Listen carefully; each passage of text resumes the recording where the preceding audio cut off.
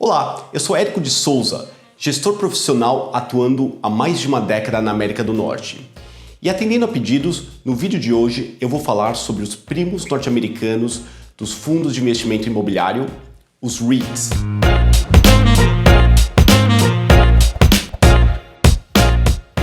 Mas antes, eu queria fazer o meu usual disclaimer e dizer que todas as informações aqui apresentadas são de caráter meramente educacional, não devendo ser consideradas uma recomendação de compra, manutenção ou venda.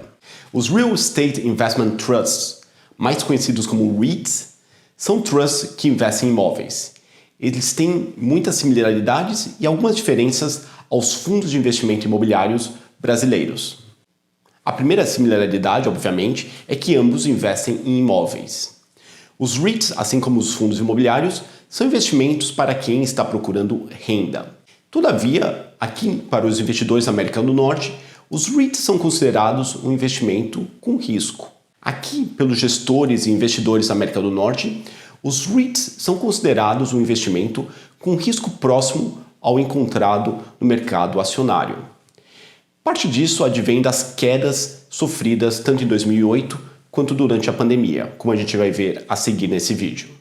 Os REITs norte-americanos costumam frequentemente investir em um setor específico, como por exemplo hotéis, parques de diversão, prédios de apartamento, centros industriais, centros de logística, data center, torres de comunicação ou transmissão de energia elétrica, entre outros. Existe ainda um setor específico que, ao invés de comprar imóveis, ele investe em hipotecas. Esse segmento é chamado de mREIT e costuma ser um setor mais arriscado do que os REITs tradicionais. Os mREITs norte-americanos se assemelham aos fundos de investimento em direitos creditórios do Brasil e utilizam uma grande alavancagem, daí o fato deles serem mais arriscados.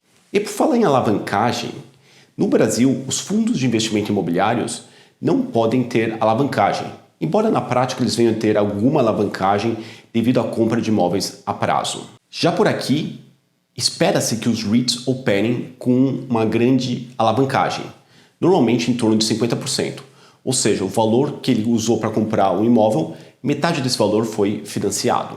Para quem quiser saber como os norte-americanos fazem da compra do imóvel um excelente investimento, usando taxas de juros baixíssimas que são encontradas por aqui, recomendo que assistam o vídeo do canal Como comprar um imóvel nos Estados Unidos ou no Canadá. Mas é importante lembrar que a alavancagem aumenta o risco dos investimentos. O maior ETF que investe em REITs e segue esse setor é o Vanguard Real Estate ETF com símbolo VNQ. Este ETF tem um beta de 0,84, o que significa que é um pouco menos volátil quando considera-se os últimos 5 anos. Para quem quiser saber da importância de diversificar o portfólio com vários ativos com correlação negativa, recomendo que assista aqui no canal o vídeo onde eu falo sobre como definir o melhor portfólio para o seu perfil de risco. E por falar de risco, é muito importante analisar o risco de cada investimento do seu portfólio. Isso não é diferente para os REITs. No Brasil, muito se fala em utilizar fundos de investimento imobiliários como um substituto para a renda fixa, ainda mais no momento que os juros no Brasil estão muito baixos. Cuidado! Isso não é bem assim. Nessa simulação, desde 2005, onde eu utilizei o VNQ, representando um portfólio que investia 100% em REITs, e o S&P 500, veja que a correlação entre os REITs e o mercado acionário está em 0,74. Durante a crise de 2008, o VNQ chegou a cair 70%, ou próximo a 70%, no momento que o S&P 500 estava caindo 51%. E durante a crise da pandemia, o VNQ caiu 35% no momento que o índice S&P 500 estava caindo 30%. Então, REITs não são investimentos que preservam o capital em momentos de crise. Em termos de rentabilidade, o investidor que investiu em REITs teve uma rentabilidade de 8,27%, enquanto que o investidor que investiu no S&P 500 teve um retorno de 10% nesse período simulado. Mas veja que não é tão fácil falar que o investimento no S&P 500 é um investimento melhor que o investimento em REITs, visto que até 2016 os REITs estavam performando melhor. Os REITs são investimentos ideais para quem está procurando renda. Em momentos que a economia está andando mais devagar, normalmente eles tendem a performar melhor devido ao seu maior dividendo. Outra diferença entre os REITs norte-americanos e os fundos de investimento imobiliários brasileiros é a estrutura. Os REITs são trusts, mas na prática eles funcionam como uma empresa, com diretoria e fazendo praticamente todas as atividades necessárias para a operação.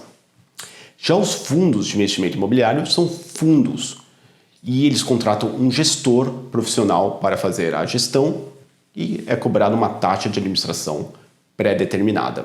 Outro detalhe é que os investidores que gostam de analisar os indicadores fundamentalistas vão perceber que o preço sobre lucro, ou em inglês PE, Price to Earnings, dos REITs é bastante elevado. Uma análise bastante rápida e incompleta, o investidor poderia concluir que esse segmento está extremamente caro. Mas não é bem assim, é muito importante entender como funciona a contabilidade aqui na América do Norte.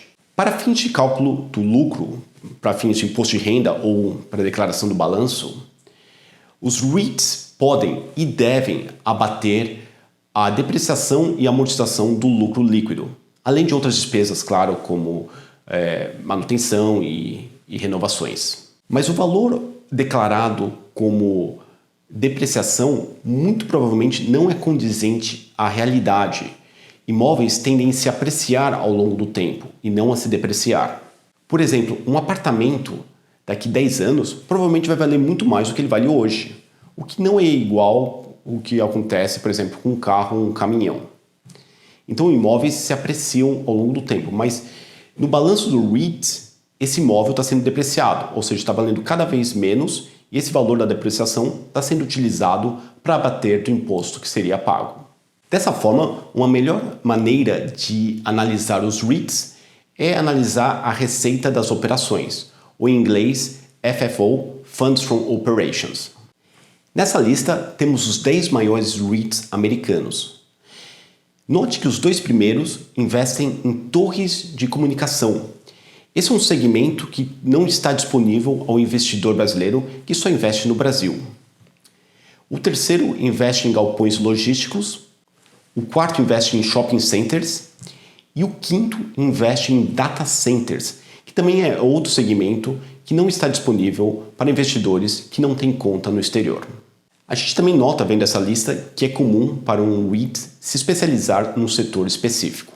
Outro detalhe é que o menor REIT dessa lista é maior que todos os fundos imobiliários do Brasil juntos.